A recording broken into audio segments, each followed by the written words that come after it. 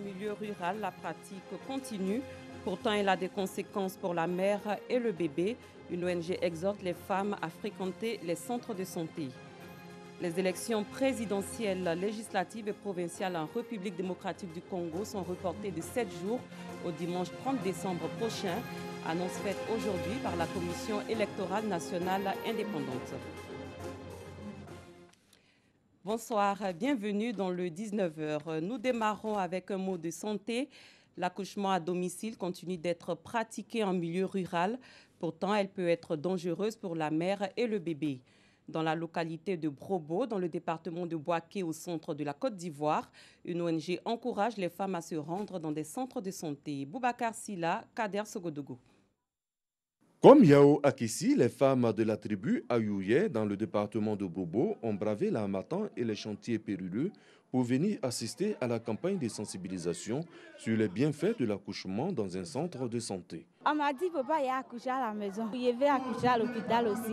Selon l'Organisation mondiale de la santé, 303 000 femmes sont décédées pendant ou après la grossesse ou l'accouchement en 2015. Cette même institution estime actuellement à environ 830 le nombre de femmes qui décèdent chaque jour dans le monde de causes évitables liées à la grossesse et à l'accouchement. Ces décès, dans plus de la moitié des cas, ont lieu en Afrique subsaharienne, surtout en zone rurale. C'est nourri de ces constats que l'ONG Enfance Harmonieuse a organisé à Sarakakro, dans la sous-préfecture de Brobo, une campagne de sensibilisation. Les responsables de cette ONG ont insisté sur la nécessité d'accentuer chez les femmes du monde rural la sensibilisation sur les méfaits de l'accouchement à domicile, cause, selon eux, de la perte de nombreuses vies. Une jeune fille qui est en travail dans un village, il faut l'évacuer pour qu'on extrait l'enfant. Il y a trop de risques aujourd'hui. Notre milieu aujourd'hui, c'est un milieu qui est pollué. Il y a du tout à médecin qui couche à l'hôpital. Quand on couche à la maison, c'est pas bon. Parce qu'à la maison, mais les parents nous forcent d'accoucher ici. Quand c'est comme ça, si l'enfant est fatigué aussi, il ne peut pas venir.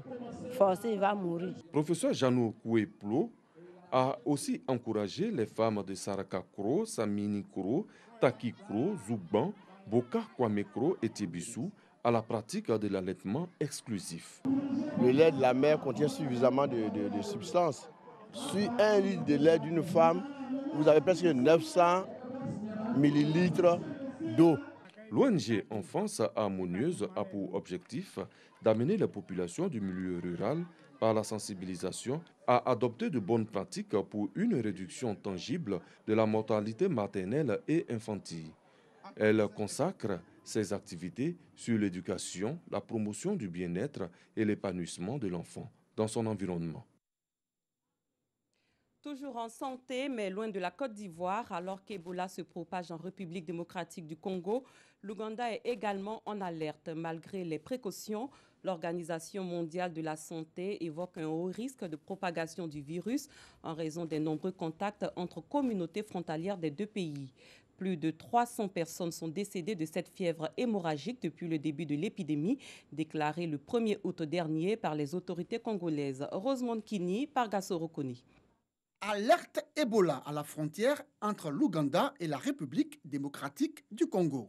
À la frontière, la Croix-Rouge vérifie la température des gens et leur intime de désinfecter mains et chaussures dans de l'eau colorée.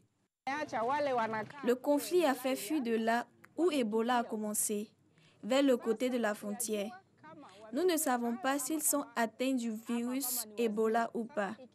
Donc, s'ils ne continuent pas à vérifier les gens à la frontière, ça va se propager, qu'ils continuent.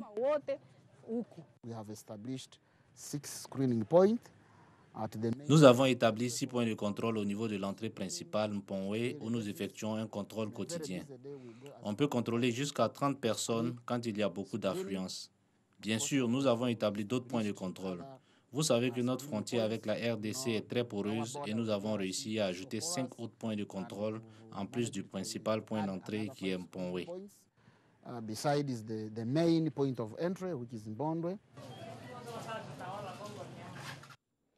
Comment améliorer les rendements agricoles tout en limitant les émissions de gaz à effet de serre?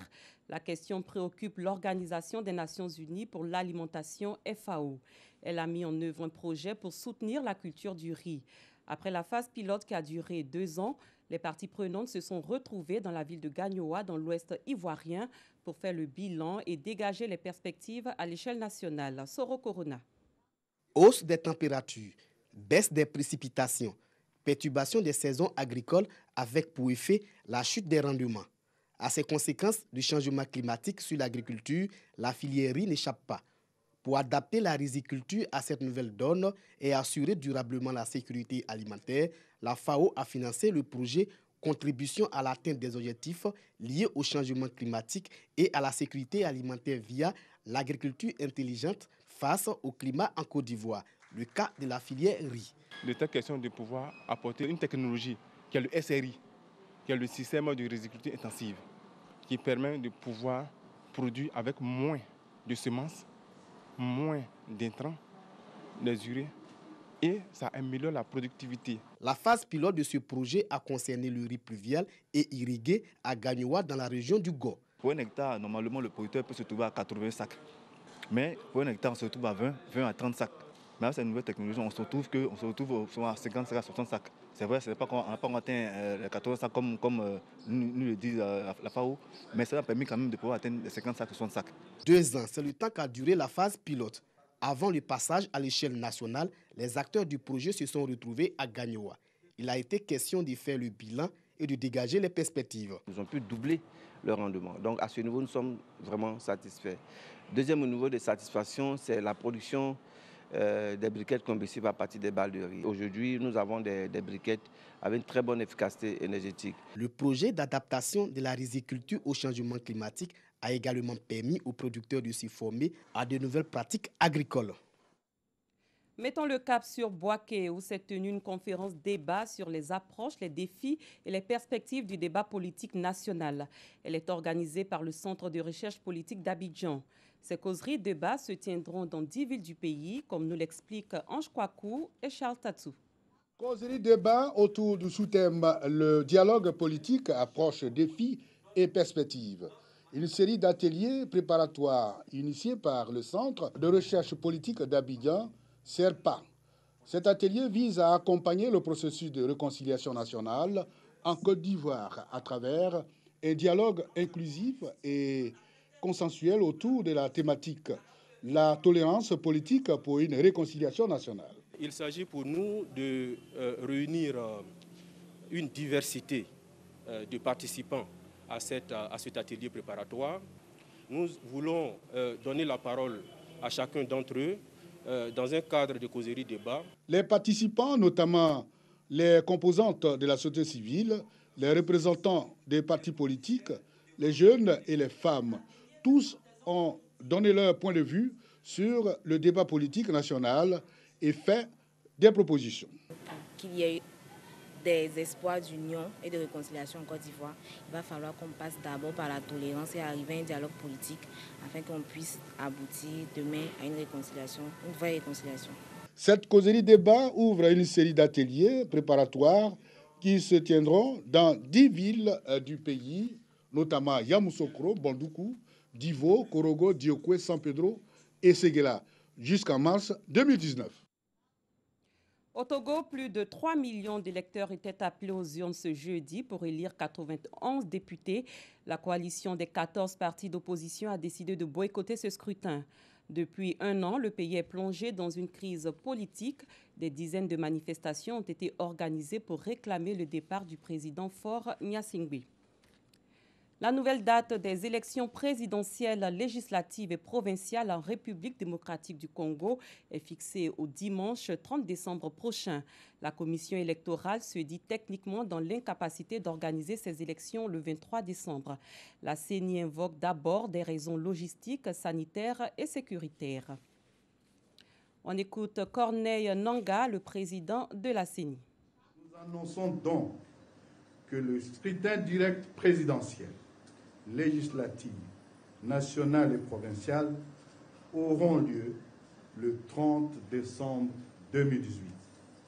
Les ajustements occasionnés par ces décalages feront l'objet d'une décision subséquente qui sera rendue publique ce soir par la Commission électorale indépendante. Longtemps simple plaque tournante des drogues de synthèse en provenance d'Amérique latine, le Nigeria pourrait bientôt devenir un pays producteur de méthamphétamine. Pour les trafiquants, ce stimulant devenu populaire dans le monde entier est aujourd'hui très rentable. Rosemont Kini et Pargasoro Kone nous en disent plus. C'est l'une des plus grosses saisies réalisées au Nigeria. Mi-novembre, l'agence antidrogue a découvert ce laboratoire clandestin près d'Owerri, dans le sud du pays. À l'intérieur, les enquêteurs ont trouvé l'équivalent de plus d'1 million de dollars de méthamphétamine. Le 9 novembre, une équipe du QG est venue ici et ils ont découvert un laboratoire juste derrière nous. Un laboratoire où ils produisent des méthamphétamines. Nous savons tous que c'est une drogue très dangereuse. Le propriétaire, un homme d'une trentaine d'années, avait fait construire une luxueuse villa pour sa famille. Il est aujourd'hui en prison. Le Nigeria est connu pour être une plaque tournante des drogues dures en provenance d'Amérique latine. Mais il y a 10 ans, l'arrivée de la méthamphétamine a changé la donne. Les Nigérians contrôlent désormais toutes les chaînes de production. En supposant qu'il y ait 10 ou 15 laboratoires de méthamphétamine dans tout le pays, on peut dire que plus d'1 tonne est produite par semaine au Nigeria et expédiée hors du pays. Le kilo se vend jusqu'à 15 000 dollars en Asie et les cartels nigérians se livrent une guerre impitoyable pour le contrôle du marché. Les règlements se multiplient. L'an dernier, des hommes ont fait éruption dans une église catholique dans le sud du pays. 13 fidèles ont été tués pendant la messe, en majorité des femmes et des enfants.